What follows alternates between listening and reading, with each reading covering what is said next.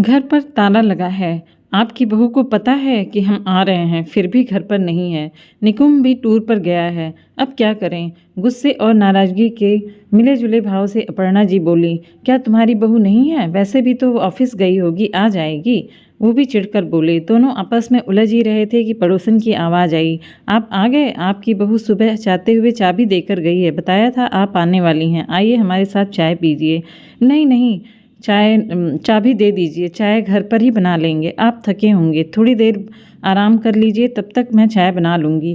कह तो ठीक रही है, सफ़र में थक गए, चाय नाश्ता बनाने की हिम्मत नहीं है, अपर्णा जी ने सोचा और नरेन जी को आंखों से इशारा करके पड़ोसन के घर चले गए। नरेन और अपर्णा जी के बेटे निकुंभ की शादी मीरा से हुए 4 महीने ही हुए थे। नरेन जी दूसरे शहर में नौकरी थी। बेटा बहू दूसरे शहर निकुंभ के बहुत कहने पर कुछ दिनों की छुट्टी लेकर उनके पास आए थे। अपर्णा जी के बड़े अरमान थे, बेटे के लिए अपनी पसंद की बहू लाएगी, पर निकुंभ ने मौका ही नहीं दिया। एक दिन निकुंभ रंजना को भावी पत्नी के रूप में नरेंद्र और अपर्णा जी से मिलवाने ले आया।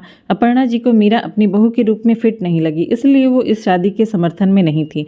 लेकिन नरेंद्र जी के समझाने पर और बेटे के में वो मीरा को अपने घर की बहू बनाकर ले आई, पर उसे अपना ना सकी। शादी के बाद भी उन्हें मीरा को जानने का मौका नहीं मिला, क्योंकि नौकरी के कारण उन्हें जल्दी वापस जाना पड़ा। चाय पीते हुए कुछ इधर उधर की बातें करते रहे।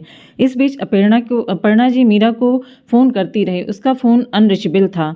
दोनों ने चाय पी और चाबी लेकर घर आ गए। 7 बज गए। आपकी बहू का क्या कोई पता ही नहीं है। उसे पता था कि हम आने वाले हैं, छुट्टी तो नहीं ली, पर यह भी ना हो सका कि जल्दी घर आ जाए। जानबूझकर ऐसा किया होगा ताकि हम जल्दी चले जाएं, इसीलिए इस शादी के खिलाफ थी। अपनी पसंद से निकुंभ की शादी करती तो बहू हमें पलकों पर बिठाती। अपर्णा जी नरेंद्र जी से बोली, हाँ, जैसे तुम्हारी सहेली कमला की बहू उसे पलकों पर बिठाती है, अपनी पसंद की बहू लाई है ना।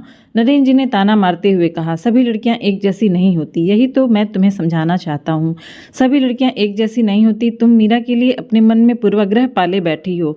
अच्छी बहू नहीं है, उसके साथ समय बिताओ, अपना विचार बनाना। सॉरी मम्मी, देर हो गई, फ़ोन की बैटरी भी खत्म हो गई थी, इसलिए फ़ोन नहीं कर पाई। दरवाजे पर कदम रखते ही मीरा कहते हुए अपर्णा जी के पैरों में झुक गई। मीरा ने इतने प्यार और अपनेपन से कहा कि अपर्णा जी के हाथ मीरा के सर पर अनायास ही चला गया। उन्होंने प्यार से मीरा के सिर पर हाथ सहलाया और गले से लगा लिया। अप्रत्याशित सुख का सास बहू को प्रेम से भर गया। नरेंद्र जी की होठों पर सास बहू के इस मिलन को देख के मुस्कान आ गई। मम्मी जी 1 हफ्ते की छुट्टी ली है, इसलिए आज ऑफिस का सारा काम निपटाकर आने में देर हो गई। अब पूरा 1 हफ्ता आपके साथ बिताऊंगी।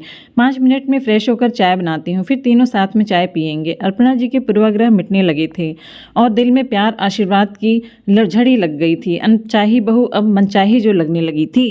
कहानी अगर पसंद आई हो तो लाइक, सब्सक्राइब एंड शेयर जरूर करिएगा, और वीडियो कैसी लगी उसके बारे में अपनी राय ज़रूर दीजिएगा। Thank you for watching. जय हिंद, जय भारत।